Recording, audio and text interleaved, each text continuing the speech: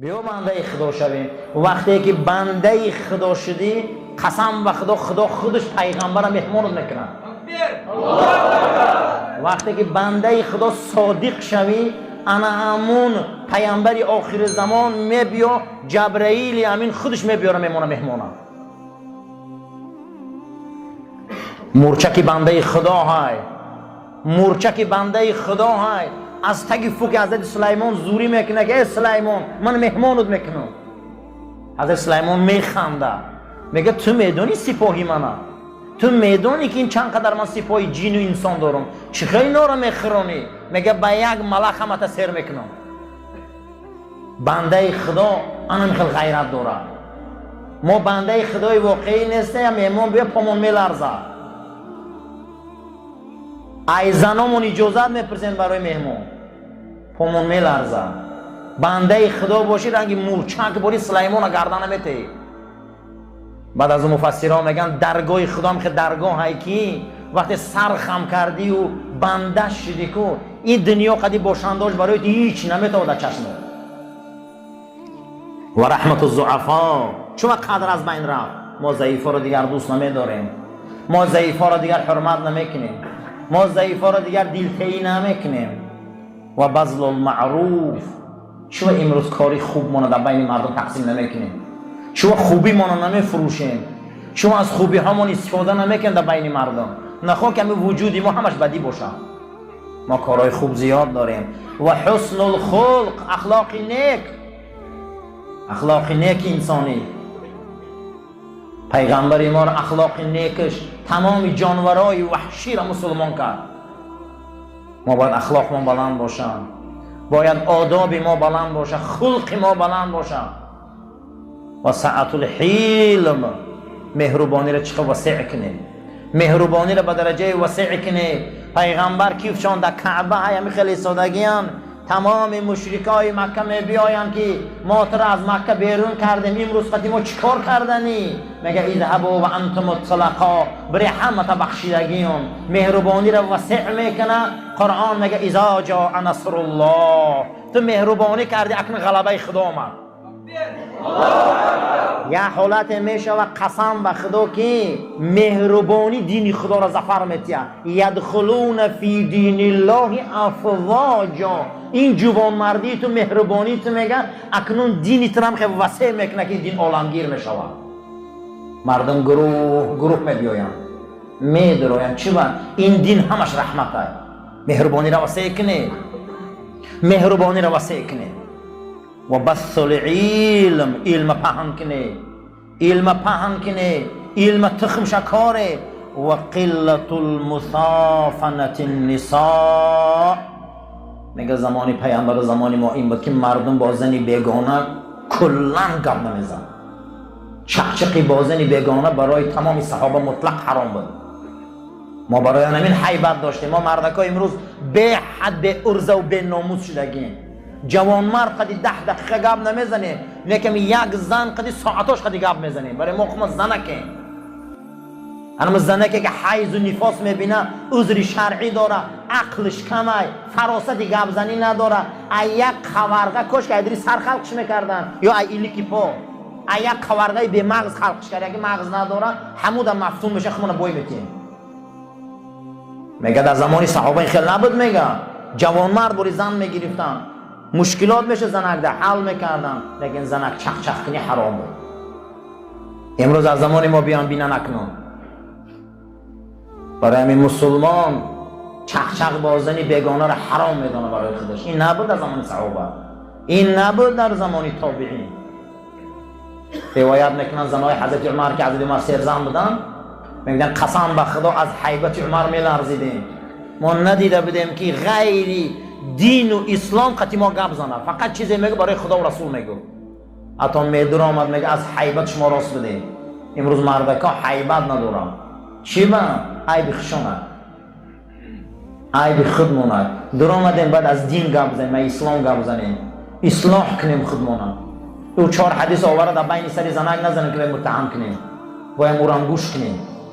از بسیاری مردای ما همین های 5 حدیث از یاد میکنه فقط برای متهم کردن زن. دیگه بار فکر نمیکنه. با زیدینم حدیث ها هست یا که برای متهم کردنی مرد. اسلام ما عدالت هست. حضرت حسن بصری یکی از تابعین بزرگی 600 تا صحابه رسول اکرم دیده صلی الله علیه و سلم. مادرمان عایشه را زیارت کرده. حضرت فرمودیم علامت های اهل خیر کیا هستند؟ زمانی پیغمبر و زمانی ما در کیا بودن؟ آدم های نیک چه خصلت داشتن که قدر و قیمت اونها بلند بود؟ یکم اونها راستگو بودن، دویم اونها امانتدار بودن، سوم اونها در عهداشان می ایستادن، چهارم در وجود اونها فخر و خیل، فخر فروشی خیال پرستی نبود، پنجم صلت الرحم، اونها صله رحم داشتن. امکی‌ها رو حرمت کنید، تقویا رو حرمت کنید، عمه و خاله رو حرمت کنید. هر کسی که از بچه‌دانی مامای پدریتان شدگی ای، هر کسی که از بچه‌دانی مامای مادریتان شدگی ای، هر کسی که از بچه‌دانی مادری ختان شدگی ای، هر کسی که از پشت بابای پدری و از پشت بابای مادری و از پشت پدرتان شدگی ای، با وجوده که مادر جدا هم باشه، اینا صله رحمه. فرزندای این قدیم مناسبت خوب کنید، فرزندای اینا قدیم مناسبت نقض کنید، زیرا که روز قیامت از صله رحم الهیده ما را میپرسن. کسی صله رحم نداره و رحم نمیبینه، کسی صله رحم نداره بین خیش توارچگیش و ایمانی کامل نداره. ماه رمضان ماه قدردانی ای. اگر تقوایی خفا باشه، امکی خفا باشه، اولادی قهری باشه، قسم به خدا صله رحم کنه که روزها ثواب نداره. قسم به خدا صله رحم کنه که روزها ثواب نداره. روز قیامت از صله رحم را میپرسن.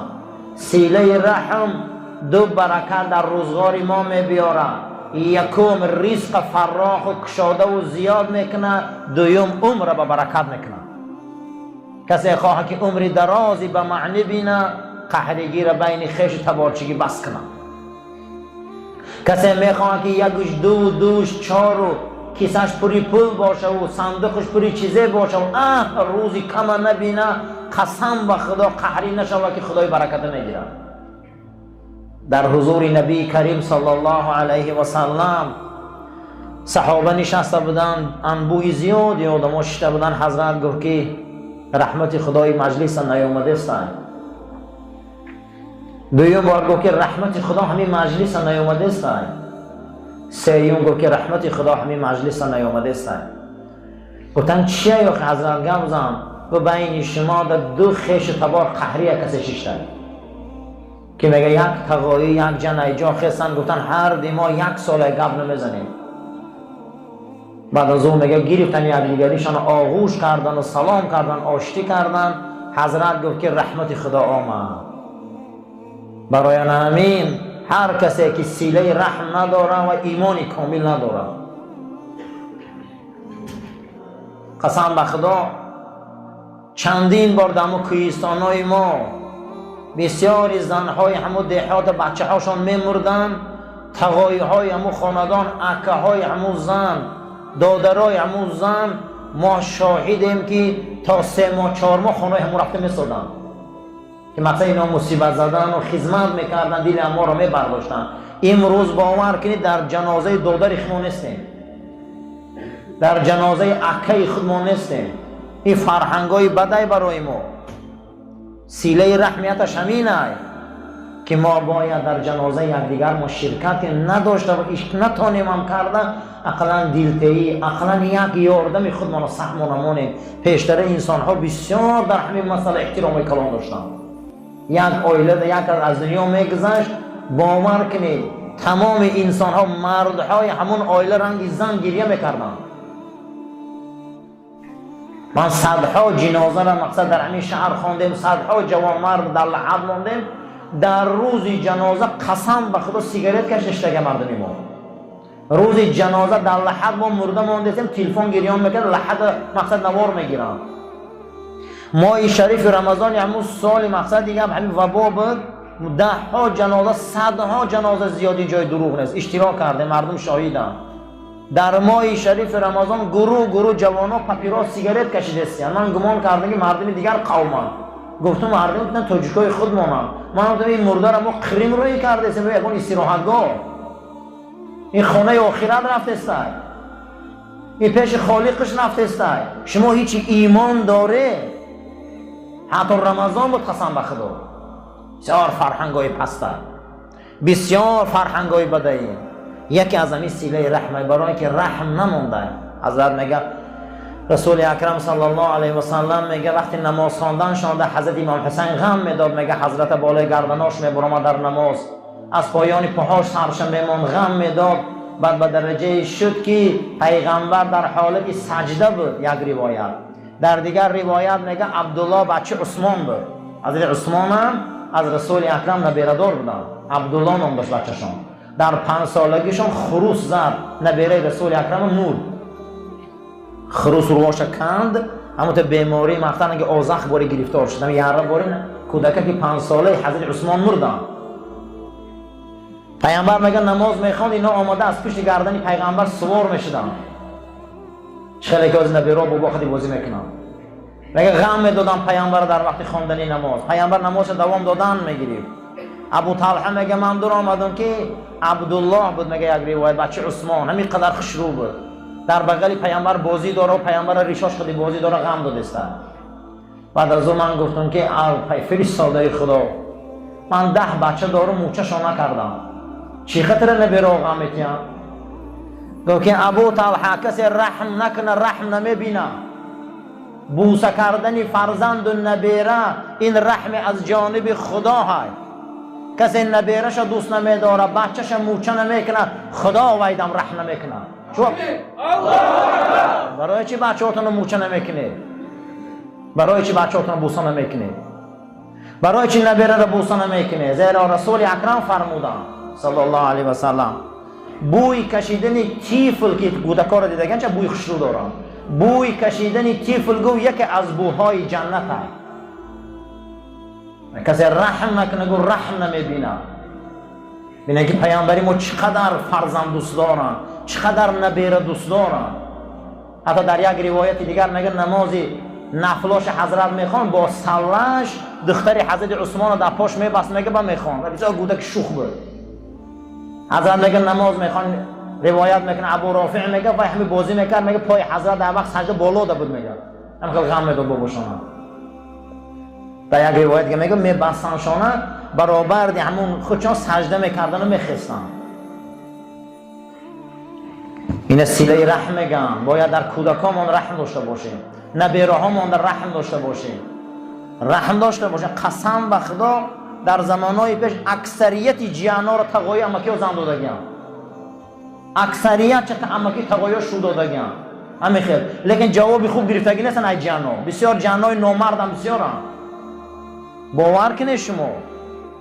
بسیار تقوی ها را من میدانم که ماشینا را در جیانا توفه کردن، زن توفه کردن، همین قد جوان مردی کردن لیکن جوابی خوب نگرفتن. برای همین این جوان مردی بود، این اسلام بود این زمان. اما حاضی نه حاضی سیله رحم بسیار پس شد. حسنی بصری میگن برای چه قدر رفت، میگه دیگه انمین از بین رفت.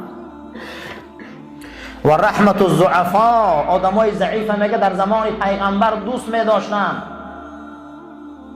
ابن قدامه میبیاره که رسول اکرم صفت شانده جلس کالعبید، پیغمبر در زمین رنگ غلاما میشیش. سلطانی دو دنیا، آفتابی دو دنیا، این دنیا را قطعی تمام هستش خداوند از نوری وی خلق کرده. جلس کالعبید، در زمین رنگ غلام میشیش.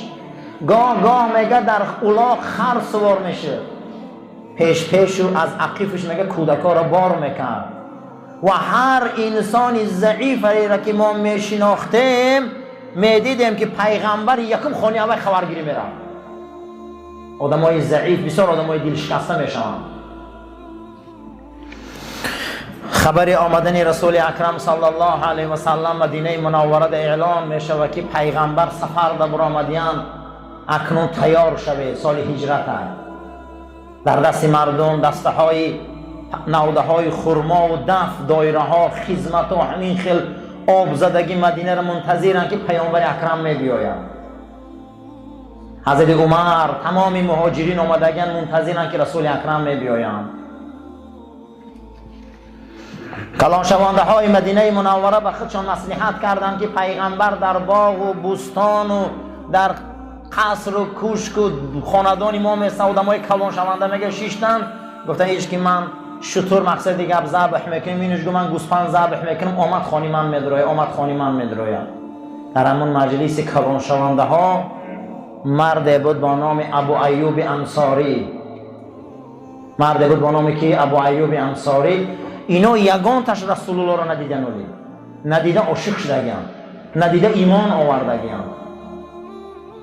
ابو ایوب هیچ چیز ندارم، یک خانه پایان بالا داره، پدول یک تا خانه، یک کورپچه داره، یک طوق داره، زندگی بزور داره، دو دخترچه داره، همین بزوری کم بغلی زندگیش هم میگذرونه. اما وقتی در اون مجلس میشینه میبینه کلان شونده ها به حد از مهمانخانه بوستان سرای گفته استیان این بیرون میبروی او تا یک درخت خرما ده میشینه.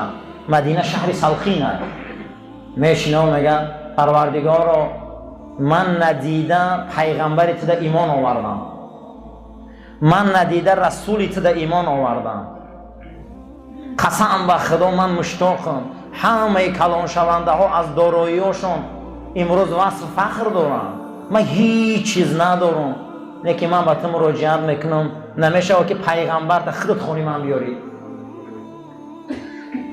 نمیشه که پیغمبر تا خودت بیاری. صدا بلند میشه که از پشت تپه های ودا شتری سفید نمایان شد، پیامبر آمد، کودکا در کوچه میریزن، زنها میریزن، همه دیگر میریزن، همین خیل استقبال رسول اکرم میروه. مردم در گرفتن لجام شتری پیغمبر آن روز جنگ، حولی ما تیاره، خانه ما تیاره، باغ ما تیاره، مرحمت مرحمت. جناب پیغمبر صلی الله علیه و سلم میگن شتری مرا سرته، در کجایی که رفت مکان گرفت و خواب رفت مکانی ما همونجا. در روایت امام احمد میگه که پیغمبر اکرم فرمودند که شتری من لجامش جبرائیل خانه ابو ایوب آورد. برای همین وقتی ابو ایوب از خدا طلب کرد، ضعیفی بود، بین که پیامبر ما ضعیف دوست می‌داشت که دل وی نشکنه. شتر آمد آخران کوچه مدینه میگه تاپور امروزه مسجد نبوی، امروزه پیامبر در همون خاندان جسد مبارک شده. آمد همین حوالی در آمده، شتر خواب کرد، شتر خواب کرد و حضرت گفت که اکنون جای زیستی ما معلوم شد. همین حالت در ابو ایوب میگه فقیر بود، کارچش برآورده، سکه های رسول اکرم از همون خرجین برید، داد زده زنش که آچد حقت گریه کنه در کجایی، آچد حقت گریه کنه در کجایی که پیامبر خونت آمده. ثعلبه همسایه ابو ایوب بود. ثعلبه میگه ای برا نگاه کردم، من ای برا نگاه کردم، مردم در تلاطم رسول اکرم خانه ابو ایوب در آورده استیم، من از فرصت استفاده بردم، شتر خزاندم و آغلی خودم آوردم، گفتم که پیامبر در خانه ابو ایوب میسته، نه که شترش در خانه من میسته. و رحمت الضعفا، این ضعیفا را دوست می‌داره رسول ما هم باید دوست داریم ضعیفا را. اما امروز ما مشت ضعیف میزنیم، غم ضعیف میتیم. میگه وقتی شتر که برد روزه، میگه پیامبر در همون پدول، میگه من همون در من روایت میکنه خودشان که در همون پدول من زندگی میکردم. یک ترقصی سخت شد، میگه بیرون برآمدم که از همین اتاج بالا آب چپا کردیم بالا این پدول در نگاه میکنه، میگه ابو ایوب قطعی زنش هیچ چیز ندارن لطه که آب قاق کنن که بالای سری پیامبر در نچکه، همون کرته کربوسچه خودش ابو ایوب رو آورده، میگه با کرتش آب قاق کرده است. روزه شد که خانه ابو ایوب مسجد نبوی شد. روزه شد که این جسم پاک، جسد پاک در خانه ابو ایوب انصاری خواه. امروز اکنون خانه ابو ایوب ببینید چقدر شده، حولی ابو ایوب انصاری را ببینید. بیا بنده خدا شوید.